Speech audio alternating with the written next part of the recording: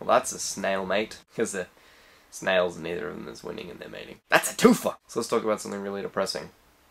No, let's talk about my driver's license. In California, you have the law where once you're 15 and a half, you're allowed to take a test for your learner's permit, which I did successfully on the third time after spending many an hour at the DMV, which stands for Depressing Minority Village. Originally, the D was supposed to stand for dark. They changed it after the dark minority sounded a little bit too racist. Although the dark was actually a comment on the lighting because the lighting is horrible. There are dwarven mines that are lit better than the DMV. I passed the test on the third time after every time I have the same sassy black lady, which I think they have at least 7 of at every DMV.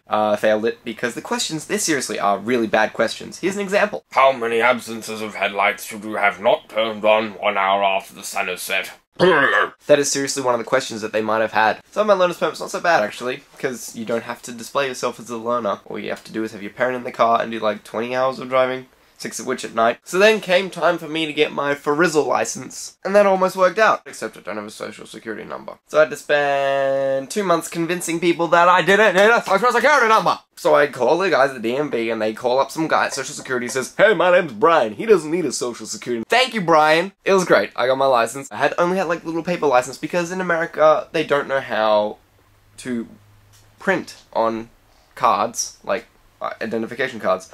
Only one building in the entire state knows how to do it. So they give me a little piece of paper that says, "Yes, it's temporary. It's only good for like 6 months till your real license comes." Whatever. Okay, so I'm driving with that. That piece of paper expired, and I never got my real license. It never came. Probably because they didn't have a social security number. So those bastards up in Sacramento were all like, "Okay, we'll get this one." Wait. SSN! SSN! Look out! Look out! I get to Australia having my paper license expired, but the dates, Americans write their month before the day, the 8th of December, but I could play it off like it expired on the 12th of October, right? So I went into the Australian government people. I was like, "You change this on over. This isn't a license." "Yeah, I think it's a license." "This isn't a license." How is this not a license, guys? It's not a card. Yeah, it's not a card. But do you know why it's not a card? Take it up with Arnold. Take it up with Sacramento. That's why it's not a card. So it wasn't a card, and I couldn't get it transferred, even though every other American could just get theirs transferred to an Australian license. I could even got my P's. My P's. Until you have a full license, you have to display plates. They're either magnetic or whatever, you stick them onto your car. The learner one is yellow with a black L, so everyone knows you're a learner. And everyone knows how to put you in awkward situations. It's sort of like a little L on your car that says, "Come with me. Come overtake me. I'm gonna be really slow. Because I don't know how to drive. Just come on. Come on, everyone. Just pass me over. Come on." But I've known how to drive. I've been driving for like a year before this. So it's like, "No, you're not."